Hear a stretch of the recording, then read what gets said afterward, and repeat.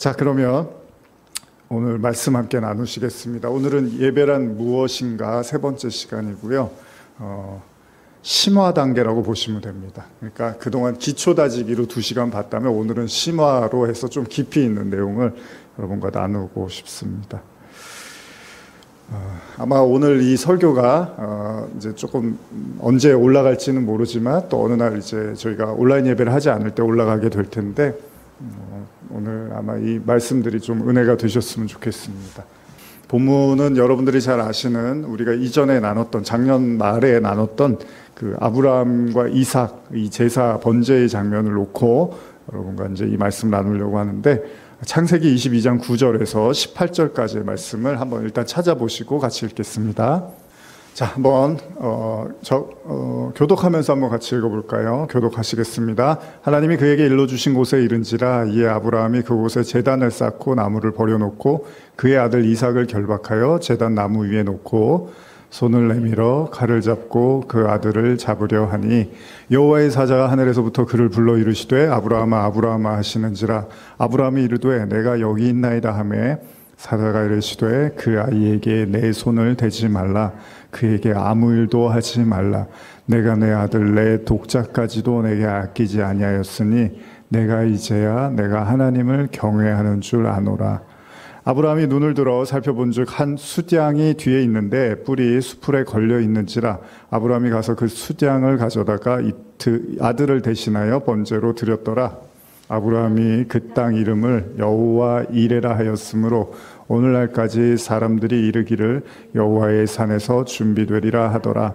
여호와의 사자가 하늘에서부터 두 번째 아브라함을 불러 이르시되 여호와께서 이르시기를 내가 나를 가리켜 맹세하노니 내가 이같이 행하여 내 아들 내 독자도 아끼지 아니하였은즉 내가 내게 큰 복을 주고 내 씨가 크게 번성하여 하늘의 별과 같고 바닷가의 모래와 같게 하리니 내 씨가 그 대적의 성문을 차지하리라. 또 내 씨로 말미암아 천하 만민이 복을 받으리니 이는 내가 나의 말을 준행하였음이라 하셨다 하니라. 자, 1년 이제 새로운 한 해를 시작하고 이제 세 번째 주일을 맞이하면서 저희가 세 차례 오늘까지 해서 세 차례 이제 예배란 무엇인가를 여러분과 나누고 있는데요. 원래는 두 번의 이제 설교가 계획이 됐었는데 한 차례 더 오늘 나누면서 조금 더 깊은 예배의 의미를 나눠보고자 합니다. 오늘 심화 과정이라고 보시면 됩니다.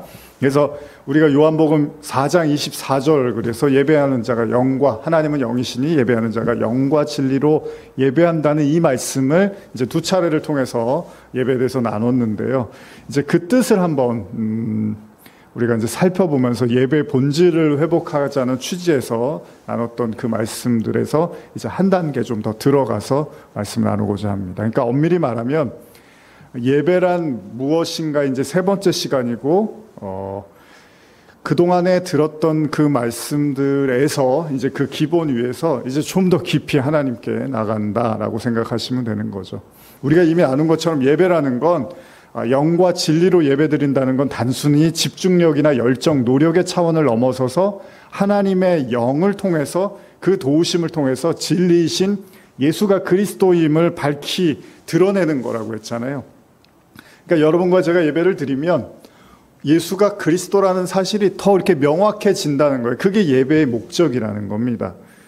그래서 우리가 지난 2시간에 걸쳐서 요한복음과 관련돼서 나와 있는 그 4장 24절의 본문의 내용보다는 예배 자체에 대한, 그러니까 이 요한복음 4장에서 왜 이런 얘기가 나왔고 왜 예수님이 예배에 대해서 이런 말씀을 하셨는가, 이런 내용은 저희가 이제 나누지 않았고요. 그냥 24절 내용만 가지고 영과 진리에 대한 말씀만 나눴죠. 그런데 오늘은 좀 다시 그 요한복음 4장으로 한번 돌아가서 이 사마리아 여인과 예수님과의 대화를 통해서 조금 더 생각을 해보려고 합니다.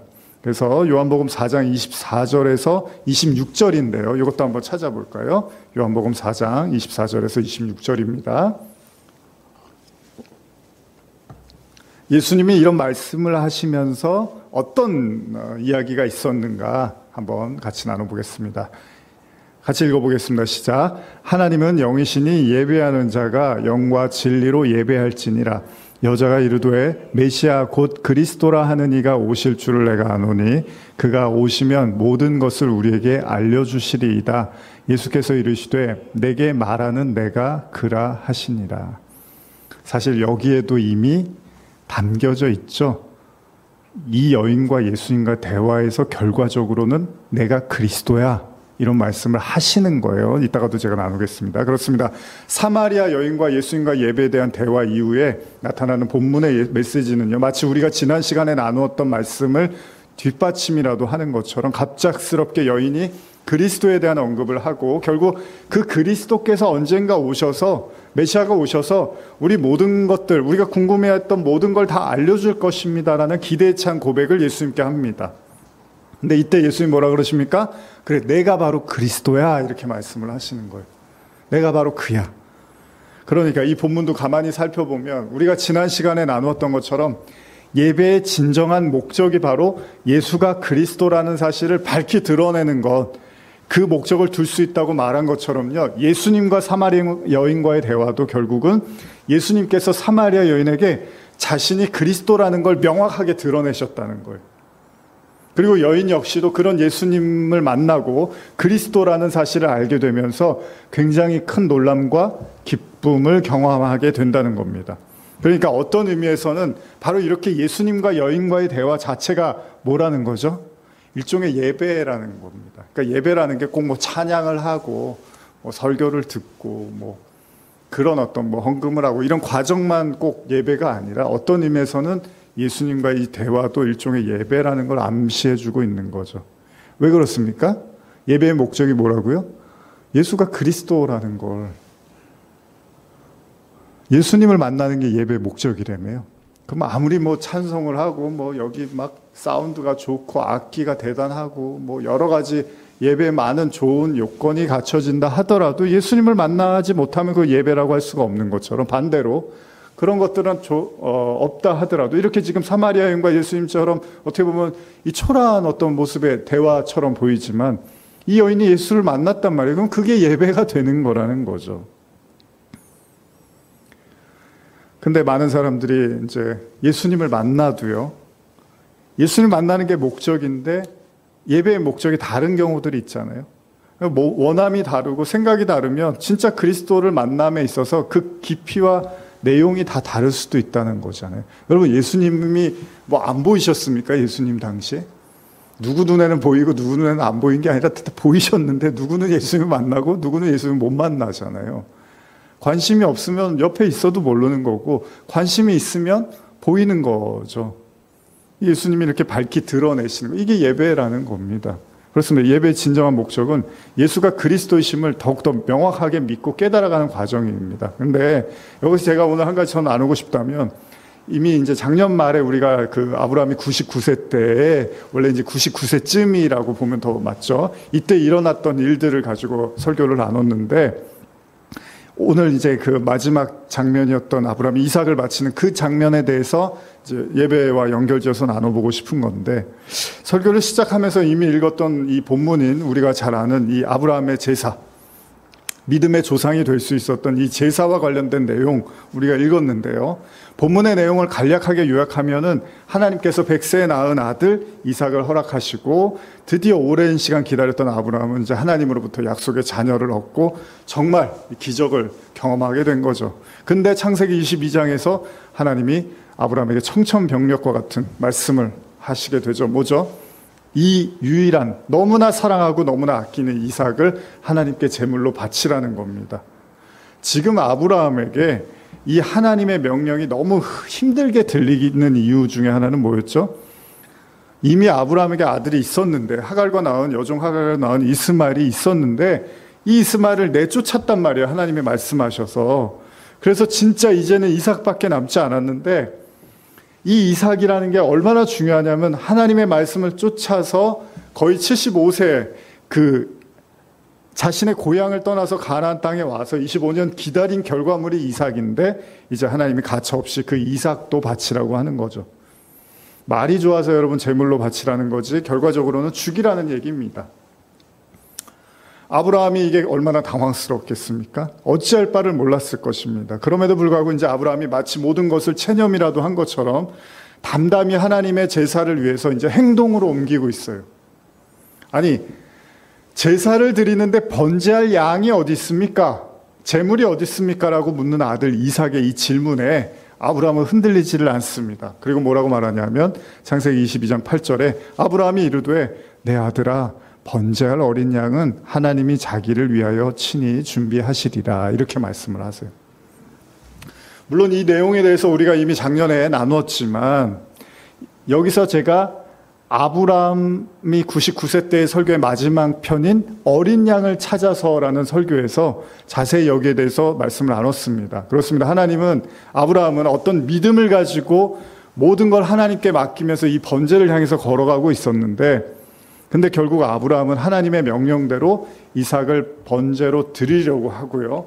이윽고 손을 내밀어서 이제 칼을 잡고 아들 이삭을 향합니다. 이제 진짜로 제물로 드리려고 했던 거예요. 근데 여기서 어떻게 하죠? 하나님이 아브라함을 부릅니다. 아브라함아, 아브라함아, 아주 긴박하게 부르십니다. 왜냐하면 더 이상의 이제 이삭을 제물로 드리려고 하는 이 행위를 멈추라는 겁니다.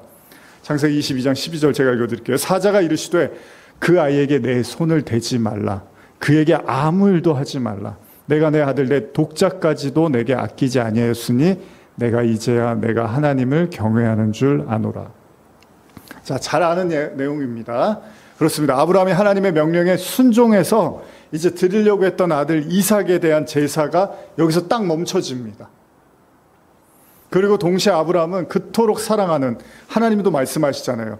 네 독자까지도 아끼지 않았다라고 말한 것처럼 정말 하나밖에 없는, 어쩌면 자신의 목숨보다 더 귀한 아들을 다시 이제 얻게 되는 거죠. 자, 이 내용은 너무나 우리가 잘 아는 내용인데, 그리고 이런 아브라함의 믿음의 제사에 대해서 이제 여러 가지 교훈들이 있단 말이에요. 뭐 소중한 거를 하나님께 바쳐야 된다. 하나님보다 더 중요한 게 있어서는 안 된다. 뭐 여러 가지 여러분들이 설교를 듣고 여기에 대한 나름대로 이제 교훈들을 얻고 계시잖아요. 그리고 이 내용은 신학적으로도 굉장히 중요한 의미를 내포하고 있음도 우리도 잘 알고 있습니다. 그럼에도 불구하고 예배에 대한 주제로 제가 한번 말씀을 해보려고 하는데, 이 예배가 중요한, 이 제사가 중요한 또 다른 이유가 뭐냐면, 이 제사를 통해서 하나님의 언약의 성취, 그러니까 이 제사가 하나님의 언약의 성취와 관련이 되어 있다는 겁니다. 무슨 말인가 하면요, 우리가 생각할 때는 아브라함이 아들 이삭을 오랜 시간 기다려서 낳게 된 것으로 마치 하나님의 언약이 성취된 걸로 착각할 수 있어요. 엄밀히 말하면요, 아브라함에게 하나님께서 복을 주시겠다, 믿음의 조상이 되게 해주시겠다고 축복하신 그 언약의 성취의 시점은 다름 아닌 이삭을 낳은 때도 아니었고요, 이스마엘을 내쫓았을 때도 아니고 바로 이삭을 하나님께 번제로 바치려고 했던 그 시점이었다는 거예요. 그렇기 때문에 이 부분이 굉장히 위대하게 보입니다. 그러니까 이 제사가 정말 중요한 거예요. 이 하나님과의 언약을 마무리하고 완성시키는 부분은 이삭을 낳았을 때가 아니라, 이스마엘을 쫓았을 때가 아니라, 이 이삭을 번제로 바쳤을 때 하나님이 언약을 이제 이 언약이 성취됐다라고 말씀을 하신 거라는 거죠. 무슨 말씀입니까? 아브라함이 이삭을 안 바치면 이 이삭은 또 육신의 자녀가 될 수도 있다는 겁니다. 그러니까 이스마엘이나 이삭이나 차이가 없게 되는 거예요, 아브라함한테. 어차피 이스마엘도 믿음으로 낳지 않아서 하나님이 내쫓으라고 했는데 이삭을 주셨어요. 그런데 이 이삭을 하나님께 드리지 못하고 순종하지 못하면 결국 아브라함한테는 또 다른 이스마엘로서 이삭을 갖고 있게 되는 거라는 거죠. 그래서 이 제사가 굉장히 중요하다는 겁니다. 얼마나 중요한지 야고보 기자가요, 신학의 주된 가르침이 뭐죠? 믿음으로 인간이 의로워진다, 행함이 아니라 믿음이다라고 이렇게 강조를 신약에서 하고 있는데, 굳이 야고보 기자가 이 부분을 언급하면서 행함에 대한 의로움을 이야기할 정도로 이 아브라함의 제사를 깊이 평가하고 있습니다. 제가 한번 읽어드릴게요. 야고보서 2장 20절에서 22절까지인데요. 허탄한 사람아, 행함이 없는 믿음이 헛것인 줄을 알고자 하느냐? 우리 조상 아브라함이 그 아들을 이삭을 제단에 바칠 때 행함으로 의롭다 하심을 받은 것이 아니냐. 내가 보거니와 믿음이 그의 행함과 함께 일하고 행함으로 믿음이 온전하게 되었느니라. 현대어로 읽어드릴게요. 현대어가 더 와닿습니다. 그저 믿기만 하면 된다고, 2장 19절부터입니다. 현대어는 그저 믿기만 하면 된다고 주장하는 사람이 아직도 있습니까? 그런 당신도 하나님이 오직 한 분이라는 것을 믿겠지요. 맞습니다. 악마도 그걸 알고 있기에 공포에 떨고 있음을 기억하십시오. 사단도 하나님을 알고 있잖아요. 믿고 있잖아요. 하나님이 계시다는 걸. 어리석은 자여, 하나님께서 바라시는 대로 실행하지 않으면 믿는다는 것이 아무 소용없다는 것을 언제쯤에나 깨달을 작정입니까? 실천하지 않는 신앙은 참다운 신앙이 아닙니다. 우리 조상 아브라함도 아들 이삭을 잡아 제물로 바치라고 하나님께서 명령하셨을 때 기쁨으로 그 명령에 복종하지 않았습니까? 그래서 하나님 앞에 의롭다고 인정받은 것이 아닙니까? 아브라함은 조그만한 의심도 없이 하나님을 신뢰했기 때문에 하나님의 어떠한 명령에도 기쁨으로 복종하였습니다. 아브라함의 신앙은 그가 실제로 취한 행동과 선행으로 완전해진 것입니다. 야고보 기자가 이렇게 쓴단 말이에요. 그러니까 믿음을 강조하는 사람들은 이 야고보서는 찢어버려야 된다고까지 얘기를 하는 이유라는 거죠. 그럼에도 불구하고 야고보가 왜 이런 말을 쓸까요, 여러분? 야고보가 강조하고 싶은 건 뭐죠? 여러분, 진짜 믿음이 있으면 어떻게 행하지 않겠냐는 거예요. 아니, 누구를 되게 아끼고 사랑하면 어떤 식으로든지 간에 행동을 할 수밖에 없잖아요.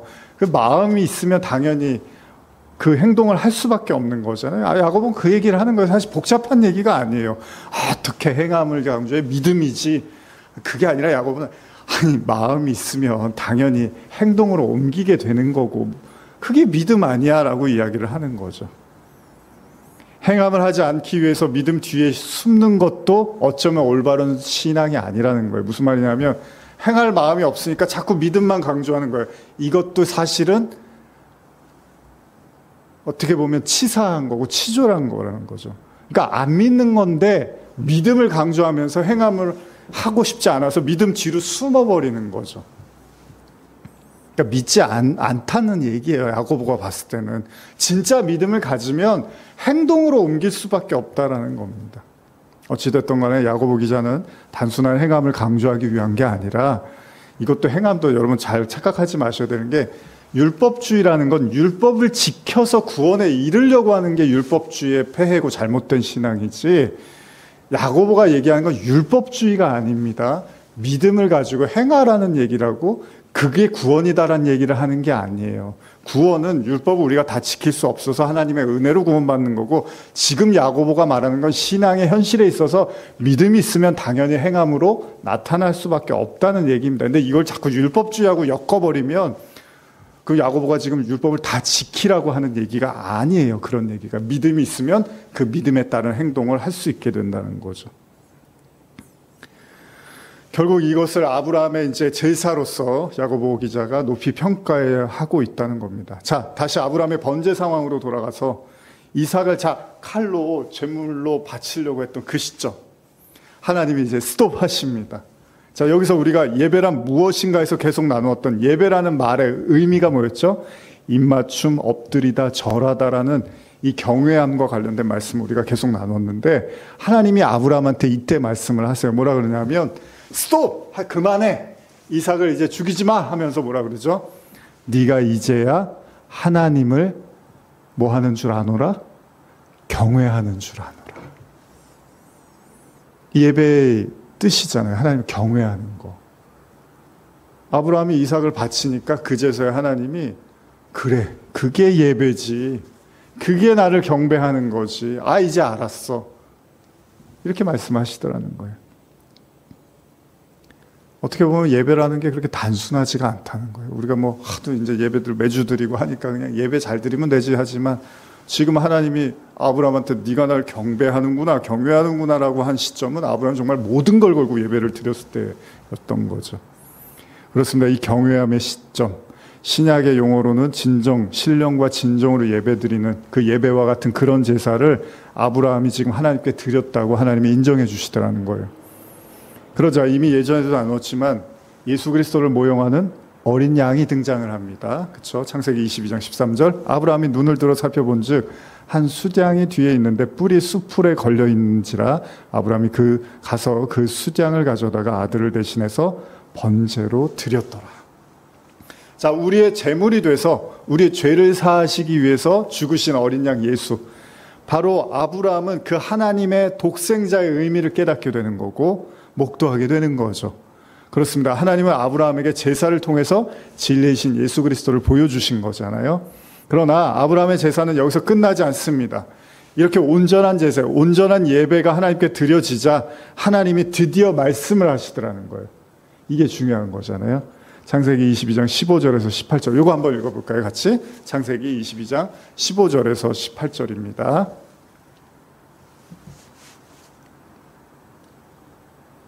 자, 찾으신 분들 같이 읽겠습니다. 시작.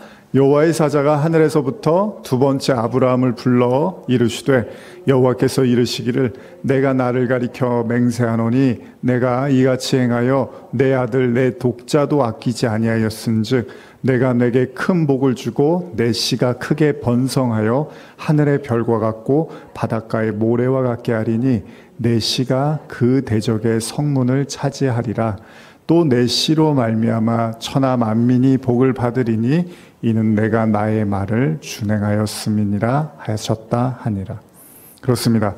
하나님께서 아브라함에게 그의 나이 75세 고향을 떠나서 가나안을 향했던 그때 하셨던 언약을 이제 비로소 성취하시듯 말씀하시다라는 겁니다. 그러니까 이 제사가 얼마나 중요한지를 여러분과 제가 아셔야 되는 거예요. 어떤 의미에서 우리가 예배를 승리했다, 예배를 성공했다, 예배를 잘 드렸다라는 말을 쓰기도 했지만 어쩌면 진정한 예배는요, 그리스도 그 예배를 통해서 그리스도가 밝히 아브라함이 어린 양을 봤잖아요. 예수 그리스도의 모형을 봤잖아요. 그 그리스도가 밝히 드러나고 나서야 거기서 끝나는 게 아니라는 거예요. 여러분과 제가 예배를 진짜 신령과 진정을 드려서 그래 예수가 그리스도가 맞구나라는 확신을 하면 거기서 끝나는 게 아니라 거기에서 하나님의 언약과 놀라운 그 축복이 그 비밀이 열리기 시작하더라는 겁니다. 하나님의 언약에 성취되는 그 놀라운 축복과 비밀의 순간을 맛보게 되더라는 거예요. 자, 그렇다면 이 아브라함의 제사, 즉 예배를 한 번 더 살펴보면요, 아브라함이 제사에 임하는 자세는 어땠죠? 그는 어떤 모습으로 신령과 진정으로 하나님께 나갔죠? 그는 어떻게 영이신 하나님을 향해서 나갔을까요? 물론 이때는 구약의 시점이기 때문에 신약의 성령과 예수 그리스도의 나타나심의 관점에서 접근해서 논의하는 것이 좀 어려울 수도 있죠. 신약과 구약은 좀 차이가 있으니까.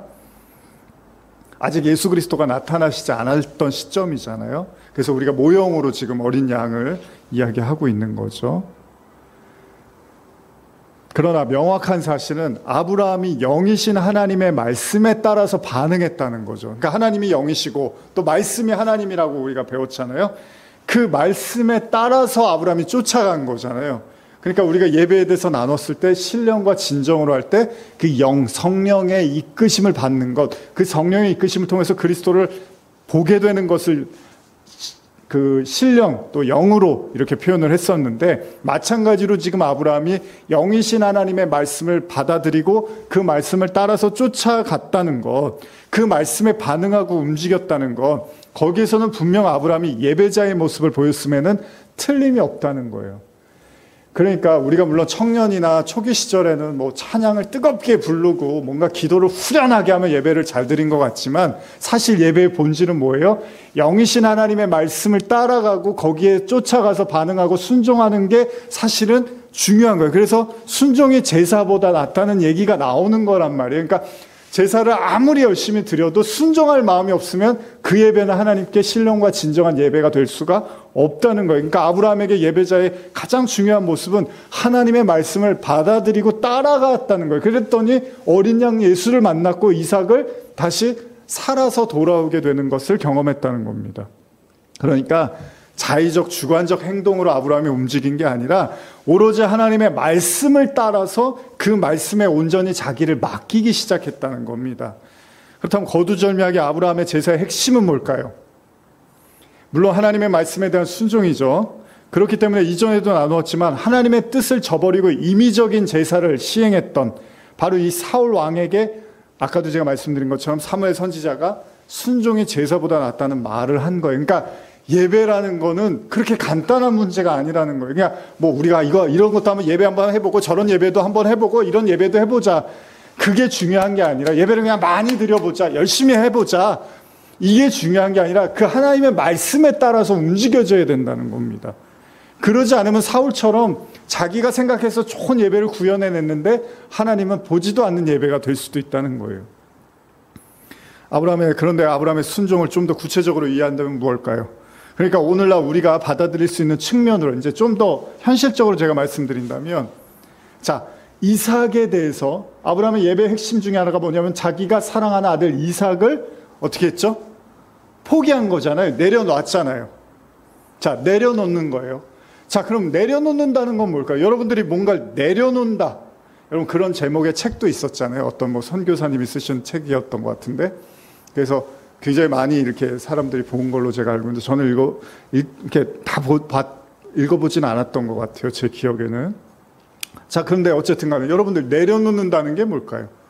여러분들이 생각하는 내려놓음이라는 건 뭘까요? 사실 이삭이 지금 다시 살아와서 큰 문제가 되지 않고요. 결과적으로 모든 게 잘 해결됐습니다. 그래서 그냥 지나칠 수 있어요. 우리는 이 부분을. 왜냐하면 이삭이 죽지도 않았고 하나님이 그냥 없던 일로 한 것처럼 그냥 무마시켜 버렸으니까 그냥 그렇게 제사가 잘 마무리가 됐구나라고 쉽게 생각할 수도 있겠지만요. 겉으로 보기에는 별 탈 없이 잘 마무리됐구나라고 생각할 수 있겠지만 이 하나님의 명령을 준행하는 아브라함 입장은 어떻죠? 엄청난 고통과 고뇌와 선택과 결단을 수반하는 과정이었습니다.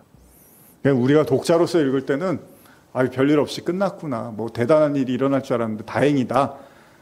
역시 하나님이 그냥 이렇게 겁만 주시다가 말았구나라고 할 수 있지만 아브라함은 아니었습니다.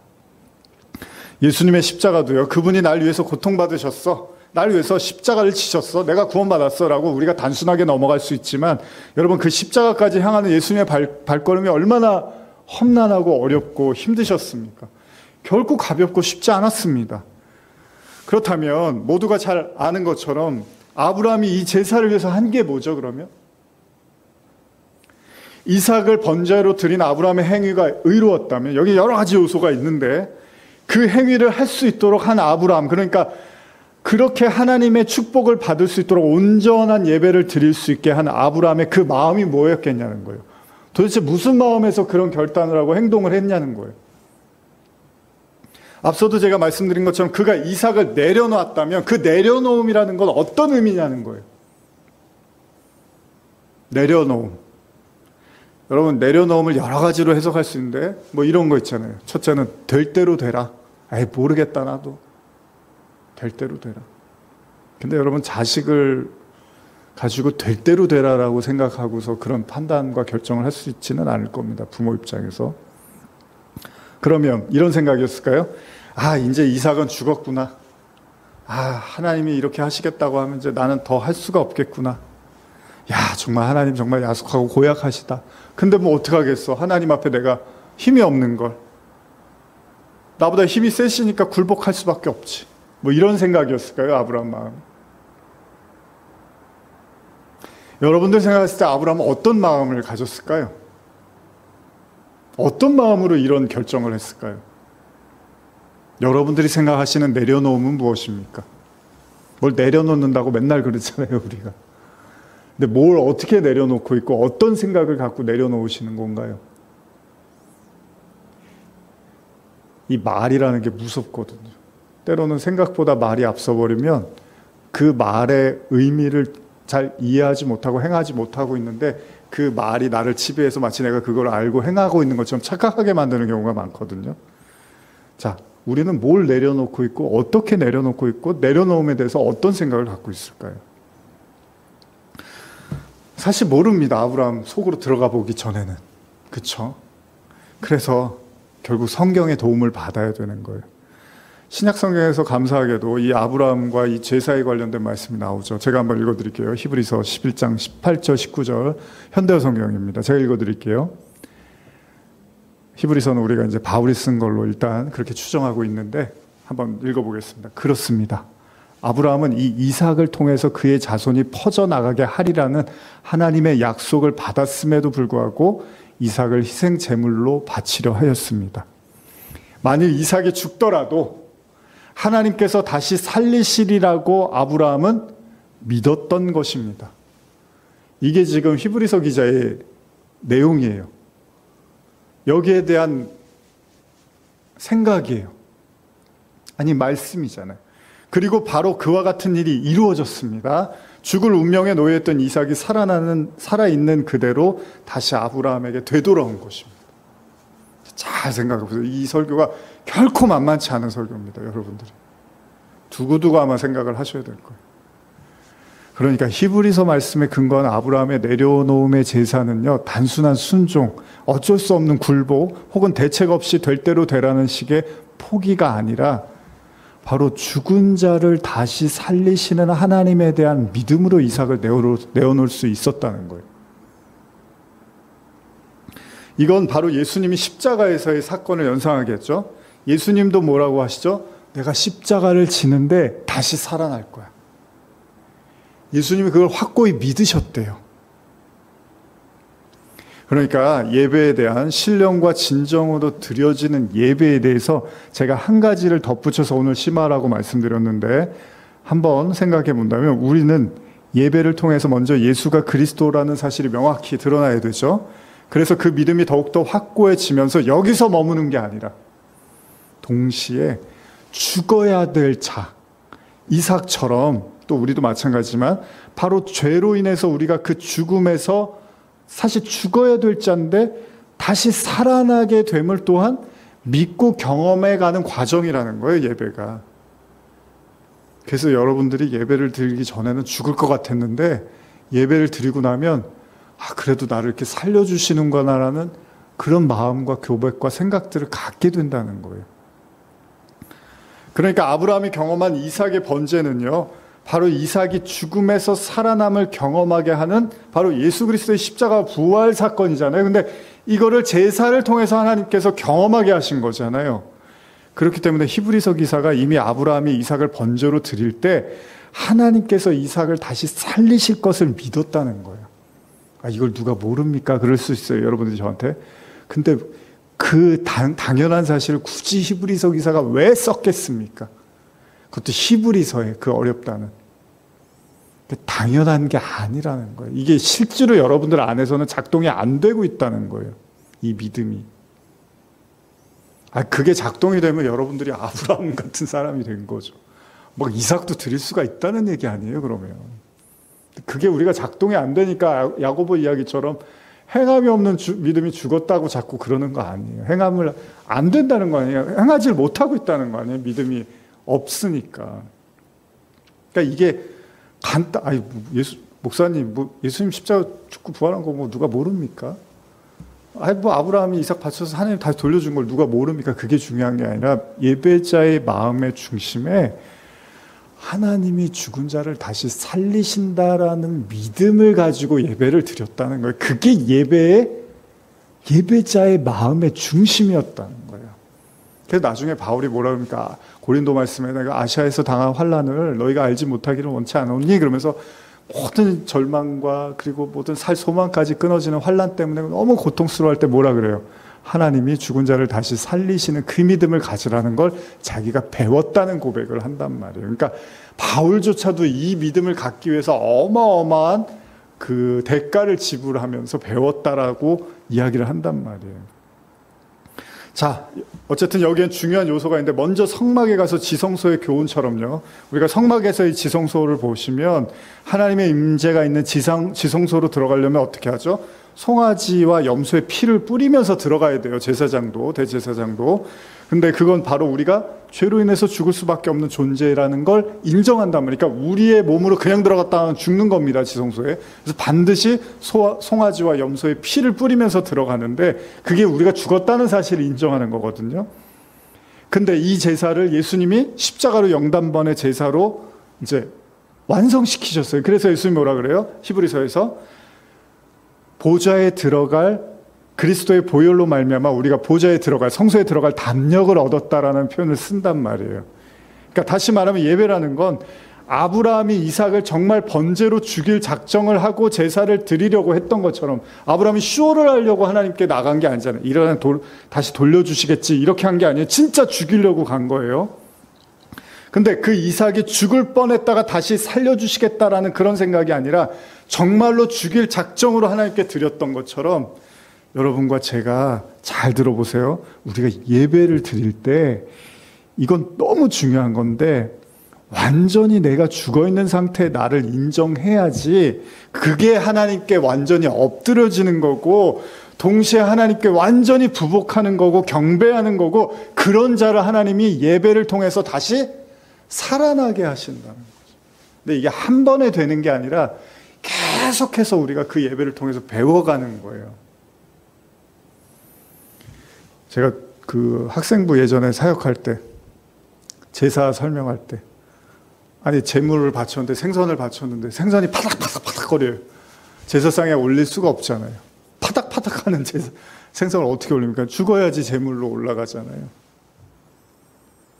그러니까 이거는 예배의 필수. 어떻게 보면 우리가 하나님께 완전히 나간다는 거는, 아브라함이 이삭을 완전히 죽일 마음을 하고 하나님께 나갔던 것처럼, 여러분과 제가 이게 하나님 앞에 설 수도 없는 완전히 죽어 있구나라는 것들을 여러분이, 그게 부복이 되는 거예요. 그게 엎드리는 거예요. 거기에는 어떤 게 있냐면, 여러분과 생각과 계획과 여러분 뜻하는 것들이 다 하나님 앞에서 부질없는 인간적 소욕이라는 것까지도 인정을 해가는 과정이겠죠. 그러니까 부활이라는 거 여러분 잘 생각해 보시면 이런 거예요. 자, 왜 죽었다가 뭐하러 다시 살립니까? 예를 들면 이 사람이 맨날 욕하고 싸움도 잘하고 나쁜 생각을 많이 하고 그런데, 그 사람을 죽었다가 그대로 살려서 그 사람이 그대로 그 사람이 되면 뭐하러 죽었다가 다시 살리세요? 바울이 자기를 하나님의 새로운 피조물이라고 설명할 때는, 하나님이 어떤 우리를 죽이시고 예배를 통해서 하나님이 원하시는 어떤 형상으로 다시 살려내신다라는 겁니다. 이게 제가 구체화시키면, 여러분들이 어떤 인간적 사고에 매여서 어떤 걱정이나 어떤 계획을 막 짜요. 근데 여러분들이 예배를 드림을 통해서 그 사고를 하나님이 죽이시고 하나님이 원하시는 방향의 사고와 생각과 뜻을 갖게끔 살리신다는 이런 개념이 있는 거예요. 그러니까 세례라는 것도 우리가 침례라고도 표현하는데, 물에 들어갔다가 다시 빠져나올 때는 그냥 원래 그 사람이 그대로 나오는 게 아니라, 무언가 인간적 그 육의 생각에 한계에 사로잡혔던 사람을 하나님이 영적인 어떤 힘으로 그를 다시 끌어올려서 하나님이 원하시는 형상으로 회복시켜가는 과정이라는 거예요. 그걸 다시 살아났다고 하는 겁니다. 그대로 죽었다 그대로 살아날 거면 그게 무슨 의미가 있습니까? 원래 믿음도 없었고 원래 하나님에 대한 관심도 없었는데 그냥 예배 드렸고 죽었다가 다시 살았는데 그대로 그 모양 그대로 됐대. 그게 무슨 새로운 피조물이에요. 그러니까 아브라함이 이삭을 바칠 때처럼, 이 이삭은 하나님 앞에 이제 정말 죽어야 될 제물이 맞구나라고 인정하고 죽이려고 했을 때, 하나님이 하나님의 방법으로 다시 살려는 거예요. 예수님도 그래서 십자가로 죽으시고 하나님께서 살리셨다라는 표현을 성경에서 쓴단 말이에요. 예수님 스스로가 부활했다고 성경에 쓰는 게 아니라 하나님이 영으로 그를 다시 살리셨다고 말을 하는 거예요. 그러니까 물론 예수님은 하나님이시기 때문에, 그러나 우리에게 모형으로 보여주시는 거니까, 우리를 하나님이 우리의 형상을, 우리의 죄성, 우리의 죄의 형상을 죽이시고 하나님의 형상으로 다시 일으키시는 이 과정을 예배라고 하는 거고, 거기에서 필수적인 가장 중요한 것이 뭐냐면, 하나님 앞에서 이 죽을 수밖에 없는 우리 자신, 우리 죄인, 이 육신으로서의 나를 인정할 때 그가 부복하고 엎드리는 게 되고, 동시에 그를 하나님이 살려내신다는 겁니다. 그러니까 굳이 내려놓음이라는 관점에서 설명한다면, 모든 인간이 하나님이 원래는 제가 이렇게 설명 안 드려도 돼요. 원래는 그냥 모든 인간이 다 하나님께 살려주시는 은혜가 없으면 다 살아날 수 없는 자들이잖아요, 원래가. 그러니까 이건 뭐 제가 여러분한테 이렇게 하십시오라고 할 필요도 없는 거예요. 우리는 내가 아무리 살아있는 것 같고 똑똑한 것 같고 대단한 것 같아도, 하나님 봤을 때는 하나님이 생명을 안 주면 살아날 수가 없는 존재, 살아있지 않은 존재들이라는 겁니다. 그런데 그걸 인정한 자만이 하나님께서 어린 양의 피로 우리를 죽은 자 가운데서 다시 살려내신다는 거예요. 그러니까 성도의 내려놓음은 바로 죽음에서 다시 살리시는 부활에 대한 믿음을 가지고 내려놓는다는 거고, 제가 쉽게 설명드릴게요. 여러분들 예배를 드리면 드릴수록 하나님의 생명이 자꾸 여러분들에게 부여되어진다고 보시면 되는 거예요. 여러분들의 육신의 한계, 인간적 사고들은 점점 소멸되어져 가고, 하나님의 영과 말씀에 의한 그 생명력이 계속 되살아나는 거, 그래서 예배를 드리면 드릴수록 여러분들이 계속해서 살아나는 거죠. 근데 여러분들의 과거가 살아나고 육신이 살아나는 게 아니라 여러분들의 영이, 여러분들의 말씀이, 구원이, 생명이 살아난다는 겁니다. 아브라함의 그 제사에서 아브라함은 이 믿음을 가지고 이삭을 번제로 드리게 되었던 것이고요. 결국 이 제사를 통해서 하나님은 아브라함의 예배를 인정하시고 그 언약을 완성시키신 것입니다. 그러니까 예배에 있어서 정말 중요한 건 바로 부활에 대한 믿음이라는 거예요. 결국 하나님께서 다시 살아나게 하실 것. 그러니까 저와 여러분도 지금도 이 예배를 드리는 순간 무언가는 죽어지는 거고 그 죽음으로써 인정되어지는 거고 동시에 그것이 하나님의 원하시는 방법과 형상으로 다시 살아나고 있다는 거예요. 이게 교차하는 거예요. 그래서 바울이 로마서 12장 1절에서 산제사라는 표현을 쓰는 거예요. 여러분들 죽어있지 않잖아요. 살아있지만 동시에 죽어있고 동시에 하나님이 살리시는 이 일들이 예배 안에서 일어나고 있다는 거예요. 그래서 예배를 드리면 그 생명을 맛보게 되는 거죠. 결국 이 제사를 통해서 하나님은 아브라함의 예배를 인정하시고 그 언약을 완성시키십니다. 그러니까 예배에 있어서 정말 중요한 건 바로 부활에 대한 믿음이라는 겁니다. 결국 하나님께서 다시 살아나게 하신다는 거고요. 이것은 단순한 우리의 욕망의 방식으로 이해하는 것이 아니라 여러분들의 욕심이 예배드리기 전에 있는데 예배드리고 나서 욕심이 더 커지는 게 아니라 여러분들이 혈기를 부리던 사람인데 예배드리고 나서 하나님이 살려주셔서 더 혈기를 부리라는 얘기가 아니라 그걸 하나님이 꺾어내시고 다른 하나님의 형편과 모습으로 우리를 만들어 가신다는, 빚어 가신다고 표현하는 거죠. 오로지 하나님의 방법과 뜻에 따라서 죽어있는 것들을 하나님의 손으로 직접 살려내신다는 겁니다. 성도는 예배를 통해서 이 믿음을 잃어서는 안 된다는 거예요. 좀 더 쉽게 말씀드리면 여러분들 아무리 좀 절망하고 있고, 제가 지난주에 그 좀 관심 있게 본 드라마가 이제 곧 죽습니다라는 이제 드라마였는데, 요새 하도 이제 우울하고 삶을 포기하시는 분도 많고 포기하고 싶어 하는 분도 많다 보니까 그 드라마에서 굉장히 좀 현실적인 이야기를 하더라고요. 내가 내 삶을 스스로 포기했을 때 그 주변에 그 고통받고 아파하는 사람들에 대한 이제 그런 관점에 대해서도 이야기를 해서 저는 보고서 좀 너무 우리가 물론 쉽게 그런 생각을 갖지는 않는 거지만 다 이유가 있고 어려움이 있어서 그런 생각들이 드시는 건 알겠지만, 그러나 너무 그런 생각에 매몰돼서 그것이 마치 삶을 포기하면 모든 것이 다 해결될 거라는 그런 생각들도 하시지 않았으면 좋겠어요. 그건 삶의 부분일 뿐이지, 마치 애들이 그냥 우스개로 이번 생은 틀렸어라고 말을 하는데 이게 정말 웃을 얘기가 아닌 거예요. 그러니까 삶을 바라보는 관점 자체가 좀 어렵고 힘들면 그만 살고 또 태어나면 되겠지. 절대 그렇지 않습니다. 너무 부분을 확장시켜서 전체인 것처럼 착각하는 것도 건강한 건 아닙니다. 물론 그럴 만큼 저나 여러분이나 그런 아픔이나 고통을 겪었다 보면 그런 생각을 할 수도 있지만, 그러나 삶은 그렇게 단순하지 않다는 거죠. 예배를 왜 드립니까? 바로 그런 우리의 생각들이 죽어지고 하나님의 생명의 생각을 덧입게 되는 거죠. 그래서 예배를 드리면 여러분들이 더 생명력을, 하나님이 주시는 생명력을 느끼는 거고, 그 인간의 한계를 이제 더 이상 신뢰하지 않는, 부분인데 자꾸 전체라고 생각하고, 아직 망하지도 않았는데 다 망했다고 생각하고, 포기할 것도 아닌데 그냥 포기해버려야겠다고 생각하는, 어떻게 보면 너무 그 좁은 어떤 우리의 생각들이 이제 깨어져 가는 거죠. 그리고 정말 하나님의 영과 생명으로 덧입혀져 가는 이런 과정들을 우리가 반복해 가는 거겠죠. 예수님의 대화를 통해서 예수가 그리스도이심을 경험한 사마리아 여인의 이야기로 돌아가서 이제 마무리를 해보고 싶습니다. 요한복음 4장 28절에서 30절이나 한번 같이 읽어볼까요? 시작. 요한복음 4장 28절에서 30절입니다. 시작. 여자가 물동이를 버려두고 동네로 들어가서 사람들에게 이르되 내가 행한 모든 일을 내게 말한 사람을 와서 보라. 이는 그리스도가 아니냐 하니 그들이 동네에서 나와 예수께로 오더라. 이 여인이 지금 물들어 나오던 창피해서 사람들 없는 시간에 가장 뼈아뼈 뜨거운 시간에 나왔던 여인이 예수님 만나고 그리스도라는 걸 알게 되죠. 어떻게 하죠? 자기가 그리스도라는 주님을 전하더라는 거예요. 이렇게 되는 거예요, 예배는. 진짜 메시아를 만나고 예수를 만나면 이렇게 되더라는 거예요. 뭐 이 여자가 성령을 받았나요? 자기가 갖고 있는 걸 내려놓고 예수를 전하더라는 거예요. 세상을 향해서 진리를 선포하게 되고 생명을 나누게 되더라는 겁니다. 이게 예배의 결국이겠죠. 현실적인 모습에서.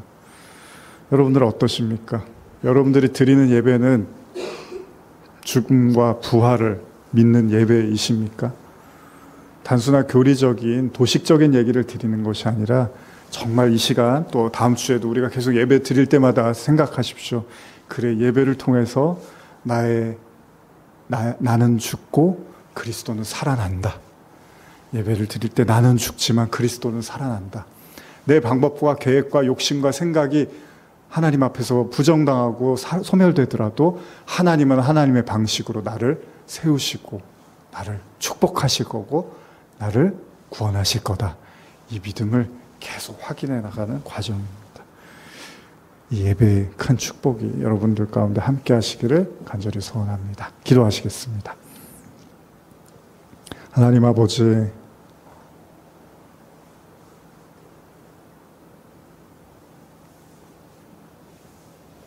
예배 왜 드립니까, 우리? 예수를 만날 수 없는 예배라면 그 예배는 무슨 의미가 있습니까? 예수가 그리스도라는 것을 확신하지 못하고 거기에 관심이 없는 예배라면 그 예배는 정말 예수님 말씀하신 것처럼 껍데기에 불과한 바리새인들과 율법주의자들의 그냥 형식적 예배일 수도 있을 것입니다. 그러나 오늘 우리가 말씀을 나눴습니다. 아브라함이 이삭을 바칠 때 다시 살아날 것을 믿고 제사를 드렸던 것처럼 우리가 예배 드릴 때마다 우리는 죽고 그리스도가 살아날 것이다. 주님께서 나를 다시 살리시고 하나님의 뜻대로, 하나님의 형상대로 새롭게 하실 것을 날마다 믿어가며 그 속에서 기쁨과 자유 그리고 언약의 성취, 하나님의 축복을 누리는 예배되게 하여 주시옵소서. 예수님의 이름으로 기도합니다. 아멘. 우리 같이 주께와 엎드려 우리 함께 찬양하시고 이제 모든 예배를 마치겠습니다.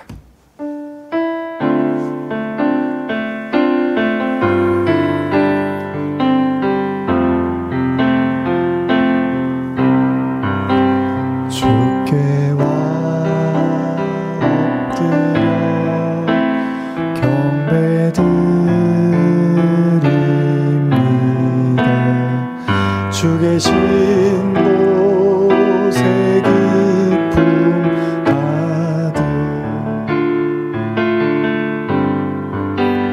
무엇과도 누구와도 바꿀 수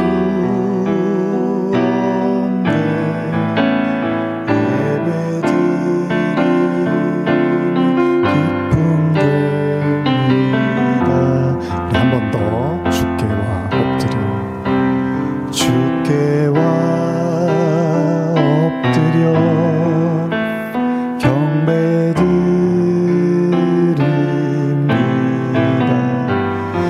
계신 곳에 기쁨 가득 무엇과도 누구와도 바꿀 수 없는 예배드림이 기쁨 우리 이 시간에 잠시 같이 기도했으면 좋겠습니다.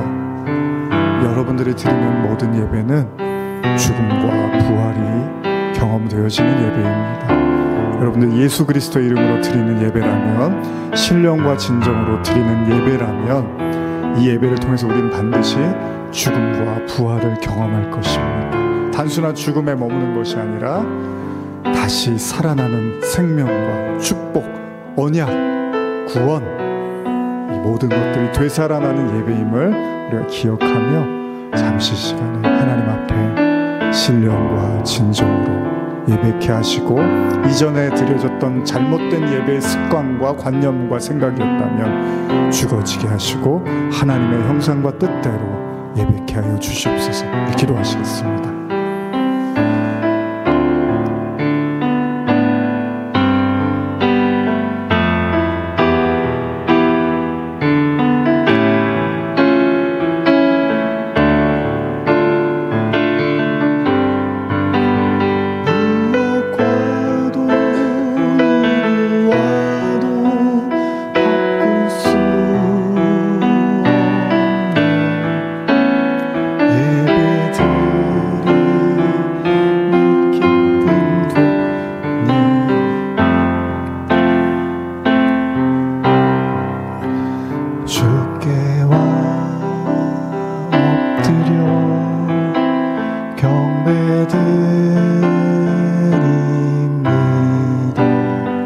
주 계신 곳에 기쁨 가득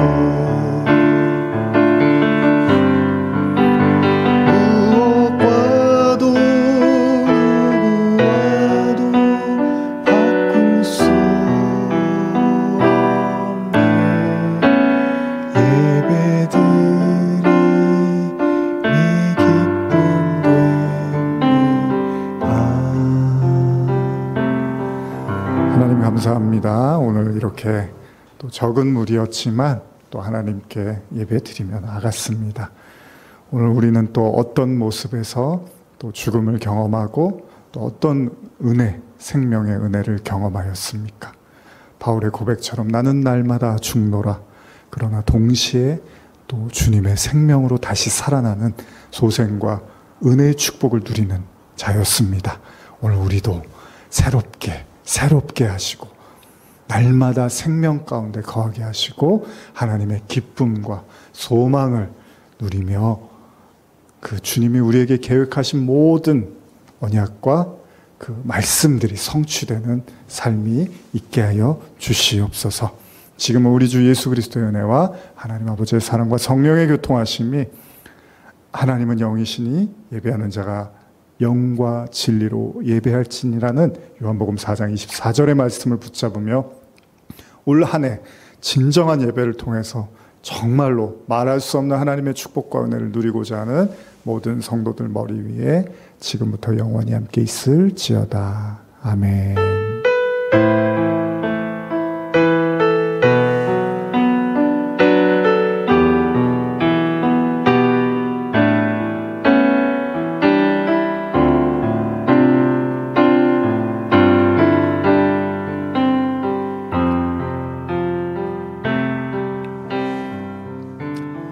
축복합니다. 복된 하루 되세요.